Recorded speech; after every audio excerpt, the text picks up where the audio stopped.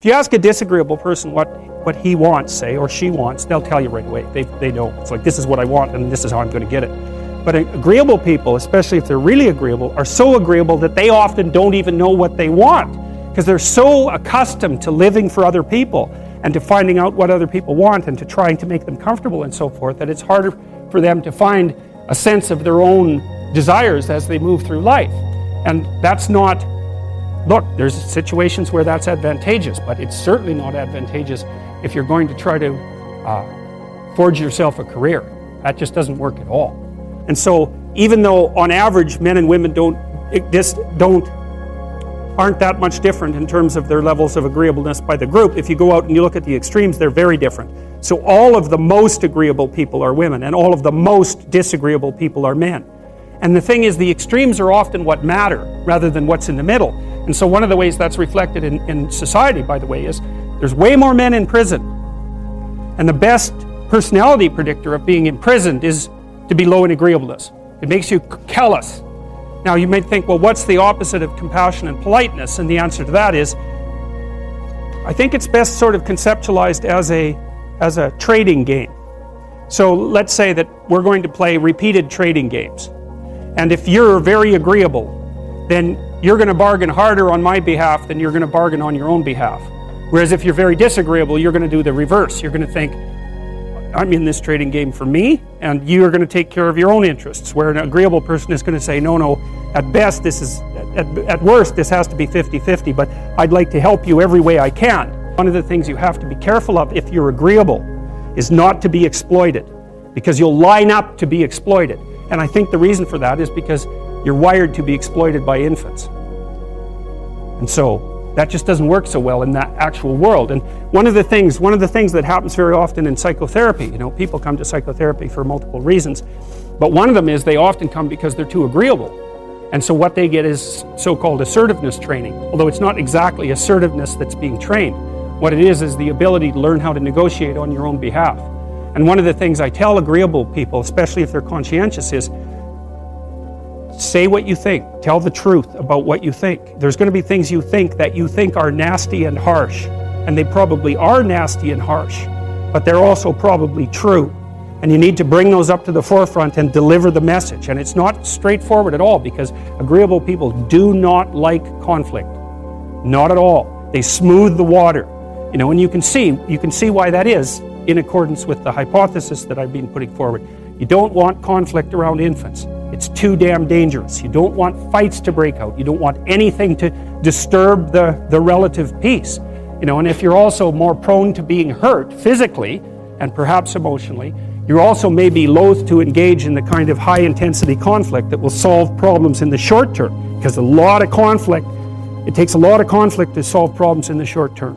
And if that can spiral up to where it's dangerous, which it can if it gets uncontrolled, it might be safer in the short term to keep the waters smooth and to not delve into those situations where conflict emerges. The problem with that is it's not a very good medium to long-term strategy, right? Because lots of times there are things you have to talk about because they're not going to go away. And the advantage to having a well-socialized disagreeable person is that they really don't let much get in their way. So if you can get a kid who's disagreeable socialized, that person can be quite the creature, because they're very forward-moving in their nature and very difficult to stop. But if you don't get them successfully domesticated, tamed, roughly speaking, by the time they're 4, their peers reject them. And that's a big problem, because your job as a parent is to make your child socially desirable by the age of 4. Like you want to burn that into your brain, because people don't know that. That's your job. And here's why. It's easy if you think about it carefully. So you imagine you've got a 3-year-old child, so sort of halfway through that initial period of socialization, and you take that child out in public. Okay, what do you want for the child? Who cares about you? What do you want for the child? You want the child to be able to interact with other children and adults so that the children are welcoming and smile and want to play with him or her, and so the adults are happy to see the child and treat him or her properly. And if your child's a horrible little monster because you're afraid of disciplining them or you don't know how to do that properly, then what they're going to do is they're going to experience nothing but rejection from other children and false smiles from other parents and adults. And so then you're throwing the child out there into a world where every single face that they see is either hostile or lying. And that's not something that's going to be particularly conducive to the mental health or the well-being of your child. If your child can learn a couple simple rules of behavior, like don't interrupt adults when they're talking too much and pay attention and try not to hit the other kids over the head with the truck any more than is absolutely necessary, and share and play properly, then when they meet other kids, the kids are going to try out a few little play routines on them, and that's going to go well, and then they're going to go off and socialize each other for the rest of their lives. Because that's what happens, is that from 4 years old onwards, the primary socialization with children takes place among other children. And so if the kids don't get in on that early, they don't move into that developmental spiral upwards and they're left behind. And you can imagine how terrible that is, because a 4-year-old will not play with another 4-year-old who's 2. But a 5-year-old certainly will not play with a 5-year-old who's 2, right? Because the gap is just starting to get unbelievably large. And so the kids start out behind, and then the peers leave them behind, and then those kids are alienated and outside the peer group for the rest of their life. Well, those are the ones that grow up to be long-term antisocial, right? They're already aggressive. It doesn't dip down. Now, what happens to normal boys, roughly speaking? Imagine the aggressive 2-year-old types. They get socialized, so their level of aggression goes down, and then they hit puberty and testosterone kicks in, and bang, levels of aggression go back up. And so that's why males are criminals between the ages roughly of 16 and about 25. So, and it matches the creativity curve, by the way. It's so cool. If you look at the spike of creativity among men, 16 to 25, then it starts to go down. Criminality matches that absolutely perfectly. So that's quite cool. So,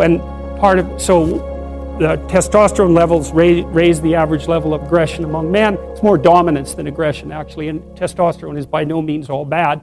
And then it starts to decrease at about age 25 or 26, which is usually when men stop staying up late at night, stop drinking as much, develop a full-time career, and take on the burdens and responsibilities and opportunities that are associated with a long-term partner and family. And so, well, so that's the development of what I would call predatory aggression, because I also think that the agreeableness distribution is probably something like predatory aggression versus maternal sympathy. It's something like that. So if you look at other mammals that are predators, because we're predators as well as prey animals, if you look at other animals like bears, the male bear has absolutely nothing to do with the raising of the infants. In fact, the female bears will keep the male the hell away because he's likely to kill the infants and maybe even to eat them. So there's no maternality at all in solitary male mammalian predators. It's really useful to investigate the viewpoints of people who have opposing views to yours, because they'll tell you things. Not only will they tell you things you don't know, they'll also tell you how to see the world in ways that you don't see it. And they'll also have skills that you don't have, that you could develop. So for example, if you're an introverted person, it's very useful to watch an extroverted person, because the extroverted person has ways of being in the social world that aren't natural to you, that you can use to improve your toolkit. And if you're disagreeable, one of the best things to do with disagreeable people, especially if that's alienating them from other people, for example, because it can, people treat you like you're a selfish, arrogant son of a, maybe that's because you are. It's like, okay, so what do you do about that? One of the most promising treatments, let's say, for that is get the person to do something for someone else once a day, just as a practice, and learn how to do it. Maybe you can wake the circuit up, if you think that it's lying dormant in you, which is probably right. I think we have a very wide range of propensities within us. Some are switched on, genetic propensities. Some are switched on, but I think that if you put yourself in the right situation or walk yourself through the right exercises, you can switch some of these other things on as well. But it takes work and dedication and discipline. I would say, generally speaking, if you want to adapt yourself properly to life, you should find a niche in the environment that corresponds with your temperament. Right? You shouldn't work at cross purposes to your temperament because it's just too damn difficult. But having done that, then you should work on developing the skills and viewpoints that exist in the space opposite to your personality, because that's where you're fundamentally underdeveloped. And that way I think you can extend out your temperamental capability across a wider range. And to me, that's roughly equivalent as bringing a richer toolkit to each situation. So if you're hyper extroverted, you should probably learn to shut up at parties now and then and listen just to see what's going on, to see if you can manage it. And if you're introverted, well, then you should learn how to speak in public and to learn how to go to parties without hiding in the corner and saying nothing to anyone.